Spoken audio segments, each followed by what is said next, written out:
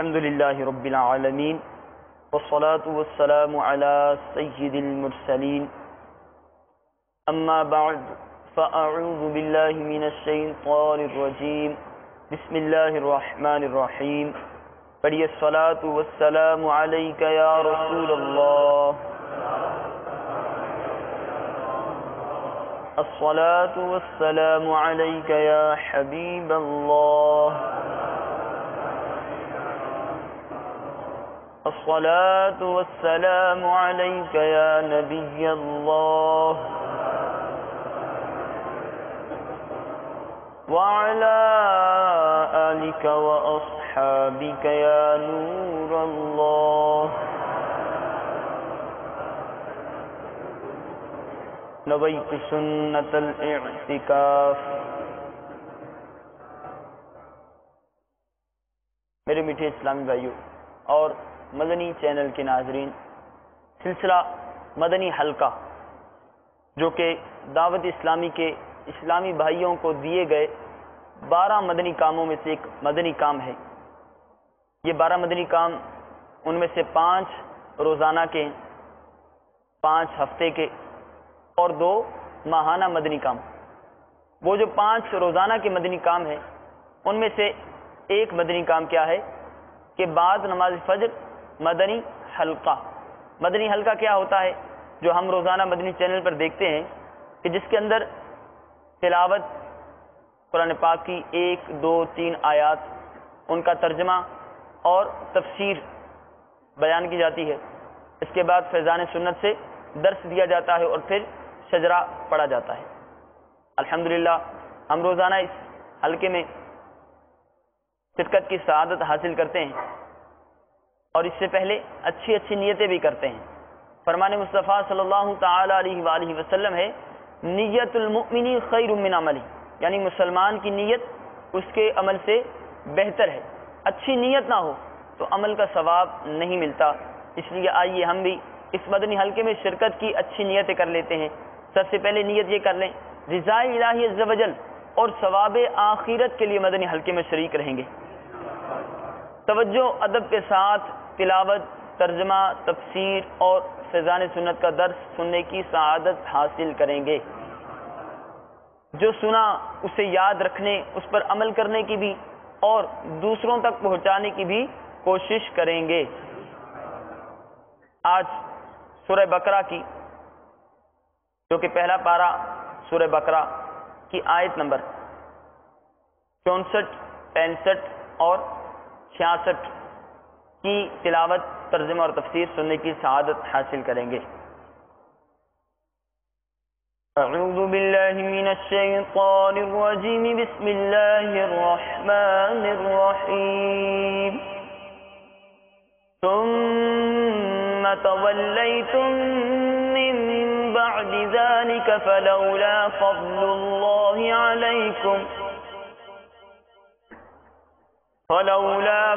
اللہ علیکم ورحمته لکنتم من الخاسرین. ترجمہ کنز ایمان. پھر اس کے بعد تم پھر گئے تو اگر اللہ کا فضل اور اس کی رحمت تم پر نہ ہوتی تو تم ٹوٹے والوں میں ہو جاتے. تفسیر فضل اللہ، اللہ کا فضل. یہاں فضل و رحمت سے یا تو توبہ کی توفیق مراد ہے کہ انہیں توبہ کی توفیق مل گئی، اور یا عذاب کا مؤخر کرنا مراد ہے، یعنی بنی اسرائیل پر عذاب نازل نہ ہوا بلکہ انہیں مزید مہلت دی گئی. ایک قول یہ ہے کہ فضل الہی اور رحمت حق سے نبی اکرم سرور دو عالم صلی اللہ علیہ وسلم کی ذات پاک مراد ہے. اور معنی یہ ہے کہ اگر تمہیں خاتم المرسلین صلی اللہ تعالی علیہ وآلہ وسلم کے وجود کی دولت نہ ملتی اور آپ صلی اللہ علیہ وسلم کی ہدایت نصیب نہ ہوتی تو تمہارا انجام ہلاک و خسران ہوتا. اس سے معلوم ہوا کہ نبی اکرم صلی اللہ علیہ وآلہ وسلم مخلوق پر اللہ تعالی کا فضل بھی ہیں اور رحمت بھی ہیں. وَلَقَدْ عَلِمْتُمُ الَّذِينَ اعْتَدَوْا مِنكُمْ فِي السَّبْتِ فَقُلْنَا لَهُمْ كُونُوا قِرَدَةً خَاسِئِينَ۔ ترجمہ کنز الایمان، اور بے شک ضرور تمہیں معلوم ہے تم میں کہ وہ جنہوں نے ہفتے میں سرکشی کی تو ہم نے ان سے فرمایا کہ ہو جاؤ بندر دھتکارے ہوئے۔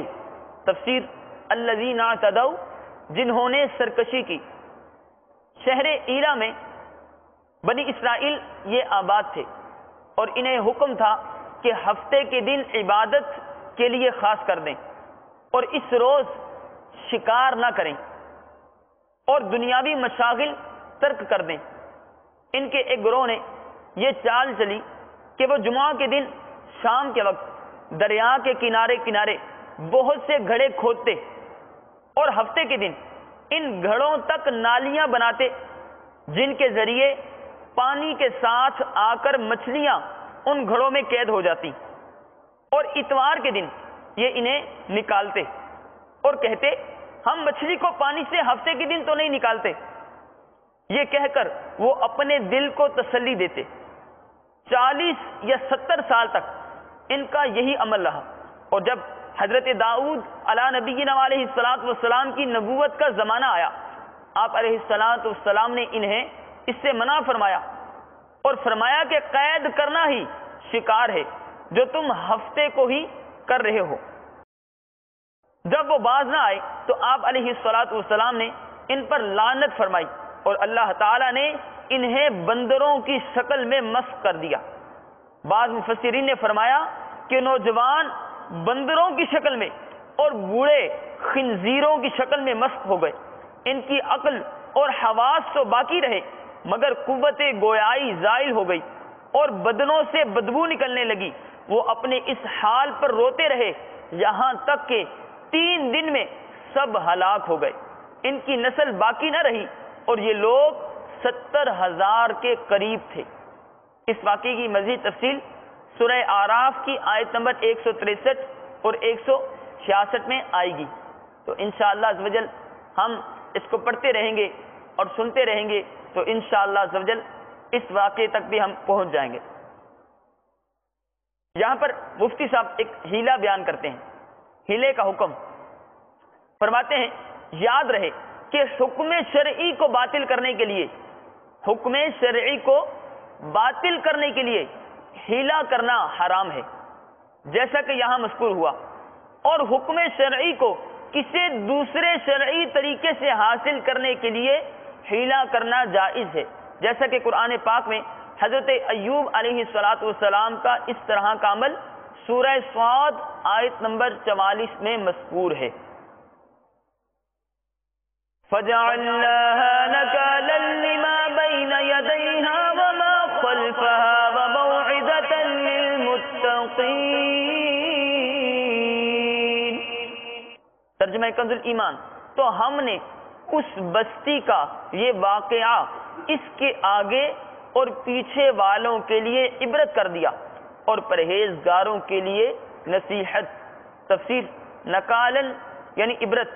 اس سے معلوم ہوا کہ قرآن پاک میں عذاب کے واقعات ہماری نصیحت کے لیے ہیں، اور لہذا قرآن پاک کے حقوق میں سے ہے کہ اس طرح کے واقعات و آیات پڑھ کر اپنی اصلاح کی طرف بھی توجہ دی جائے۔ اللہ رب العالمین کی بارگاہ میں دعا ہے کہ ہمیں قرآن پاک پڑھنے، اس کو سمجھنے اور اس کے مفاہیم کو سمجھ کر اس پر عمل کرنے کی توفیق عطا فرمائے، آمین بجاہ النبی الامین صلی اللہ تعالی علیہ وآلہ وسلم۔ صلو علی الحبیب صلی اللہ تعالی علی محمد صلی اللہ تعالی علیہ وآلہ وسلم۔ حضرت سیدنا سہل بن عبداللہ رضی اللہ تعالی عنہ سے روایت ہے، ماہ نبوت، مہر رسالت، منبع جود و سخاوت، قاسم نعمت، سراپا رحمت، شافع امت صلی اللہ علیہ وآلہ وسلم کا فرمان عظمت نشان ہے۔ بے شک جنت میں ایک دروازہ ہے جس کو ریان کہا جاتا ہے، اس سے قیامت کے دن روزہ دار داخل ہوں گے، ان کے علاوہ کوئی داخل نہ ہوگا۔ کہا جائے گا روزہ دار کہاں ہیں؟ پس یہ لوگ کھڑے ہوں گے، ان کے علاوہ کوئی اور اس دروازے سے داخل نہ ہوگا۔ جب یہ داخل ہو جائیں گے تو دروازہ بند کر دیا جائے گا، پس پھر کوئی اس دروازے سے داخل نہ ہوگا۔ میٹھے میٹھے اسلامی بھائیو، سبحان اللہ، روزہ داروں کا بھی خوب مقدر ہے۔ بروز قیامت ان کا خصوصی اعزاز ہوگا۔ جانا جنت ہی میں ہے، دیگر خوش نصیب بھی جوگ در جوگ جنت میں داخل ہو رہے ہوں گے، مگر روزہ دار خصوصی طور پر باب الریان سے داخل جنت ہوگا۔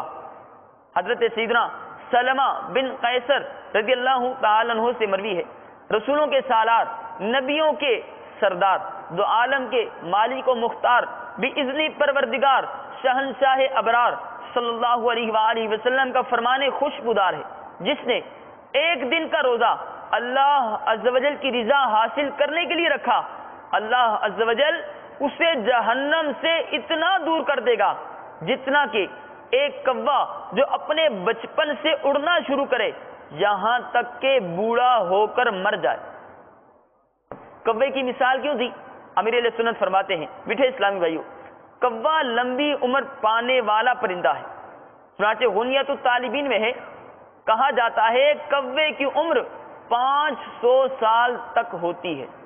امیر المؤمنین حضرت سیدنا عمر فاروق اعظم رضی اللہ تعالیٰ عنہ سے مروی ہے، نبی کریم رؤوف الرحیم صلی اللہ علیہ وآلہ وسلم کا فرمان عظیم ہے، جس نے ماہ رمضان کا ایک روزہ بھی خاموشی اور سکون سے رکھا، اس کے لیے جنت میں ایک گھر سرخ یاقوت یا سبز زبرجد کا بنایا جائے گا۔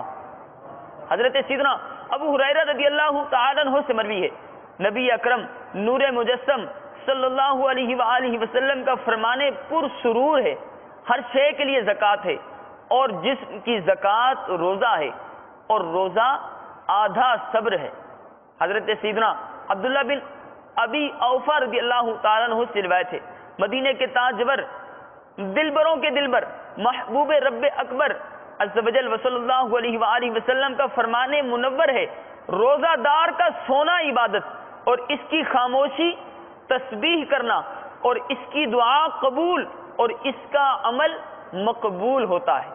سبحان اللہ عز و جل، روزہ دار کا سونا بندگی، خاموشی، تسبیح خدا بندی عز و جل، دعائیں اور اعمال حسنہ مقبول بارگاہ الہی عز و جل ہے۔ تیرے قریب سے اے قریب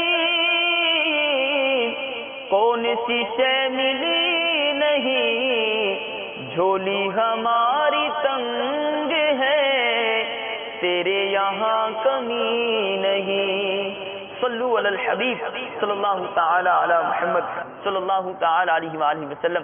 ام المؤمنین حضرت سیدتنا عائشہ صدیقہ رضی اللہ تعالی عنہ فرماتی ہیں، میرے سرتاج صاحب معراج صلی اللہ علیہ وآلہ وسلم کا فرمان عالی شان ہے، جو بندہ روزے کی حالت میں صبح کرتا ہے اس کے لیے آسمان کے دروازے کھول دیے جاتے ہیں اور اس کے اعضاء تسبیح کرتے ہیں، اور آسمان دنیا پر رہنے والے فرشتے اس کے لیے سورج ڈوبنے تک مغفرت کی دعا کرتے رہتے ہیں۔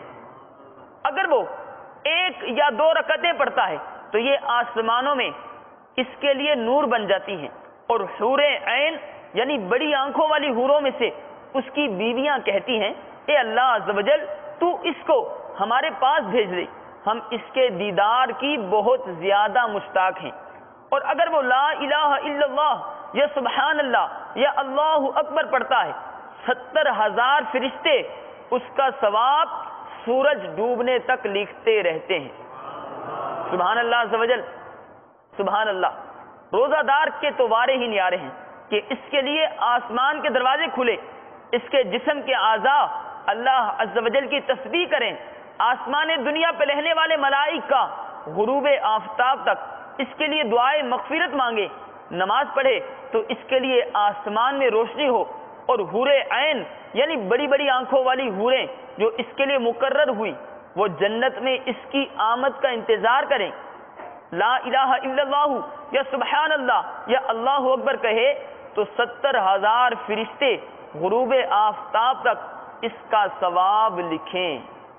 اللہ رب العالمین کی بارگاہ میں دعا ہے ہم سب کو بھی ایسا روزہ دار بننے کی توفیق عطا فرمائے، آمین بجاہ النبی الامین صلی اللہ تعالی علیہ وآلہ وسلم۔ صلو علی الحبیب صلی اللہ تعالی علی محمد صلی اللہ علیہ وسلم۔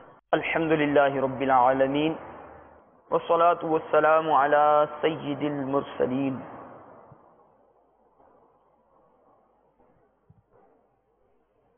یا الہی رحم فرما مصطفیٰ کے واسطے، یا رسول اللہ کرم کے یہ خدا کے واسطے، مشکلیں حل کر سکے مشکل کشا کے واسطے، کربلائیں رد شہید کربلا کے واسطے، سید سجاد کے صدقے میں ساجد رکھ مجھے، علم حق دے باقر علم خدا کے واسطے، صدق صادق کا تصدق صادق الاسلام کر، بے غضب راضی ہو کاظم اور رضا کے واسطے، بہر معروف و سری معروف دے بے خود سری، جند حق میں گل جنید باصفا کے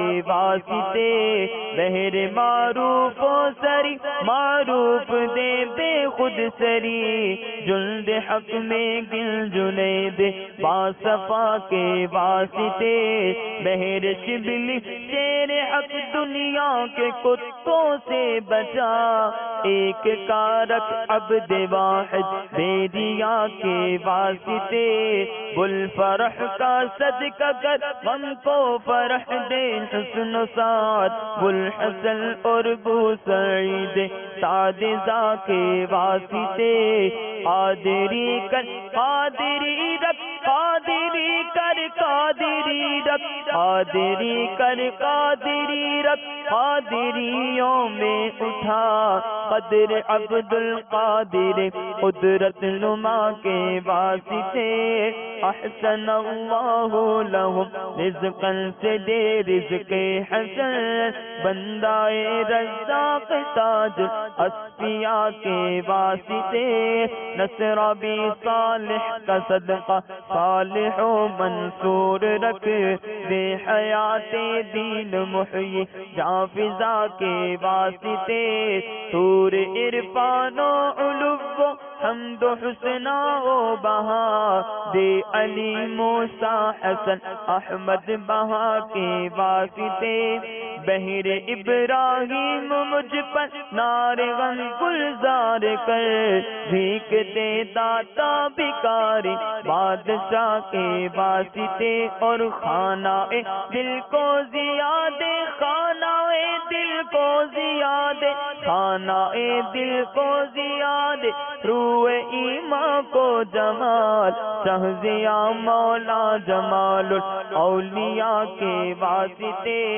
دے محمد کے لیے روزی کا رحمت کے لیے، خان فضل اللہ سے حصہ گدا کے واسطے، دین و دنیا کے مجھے برکات دے برکات سے، عشق حق دے عشق عشق التما کے واسطے، حب اہل بیت دے آل محمد کے لیے، کر شہید عشق غمزہ پیشوا کے واسطے، دل کو اچھا تن کو ستھرا دل کو اچھا تن کو ستھرا دل کو اچھا تن کو ستھرا، جان کو پر نور کر، اچھے پیارے شمس دی بدر العلا کے، دو جہاں میں خادم آل رسول اللہ کر، حضرت آل رسول مقتدا کے واسطے، کر عطا احمد رضا احمد مرسل مجھے میرے مولا حضرت احمد رضا کے واسطے، پرزیا کر میرا چہرہ پرزیا کر سب کا چہرہ پرزیا کر میرا چہرہ حشر میں اے کبریا شہزیا الدین پیر باصفا کے واسطے احینا فی الدین والدنیا سلام بالسلام قادری عبد السلام خوش ادا کے واسطے عشق احمد میں عطا کر عشق احمد میں عطا کر عشق احمد میں عطا کر چشم تر سوزے جگر یا خدا عطار کو احمد رضا کے واسطے یا خدا عطار اور احمد رضا کے واسطے صدقہ ان آیا کا دے عین عز علم و عمل عفو و عرفان عافیت اس بے نوا کے واسطے. آمین آمین. مالک مولا عز و جل ان تمام مشائخ عظام کا صدقہ ہم سب کے سینے کو مدینہ بنا. ان اللہ و ملائکتہ یصلون علی النبی یا ایھا الذین آمنوا صلوا علیہ وسلموا تسلیما.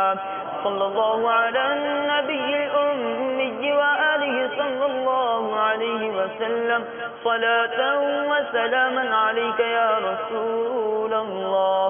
سبحان ربك رب العزة عما يصفون والسلام على المرسلين والحمد لله رب العالمين. بحق لا إله إلا الله محمد رسول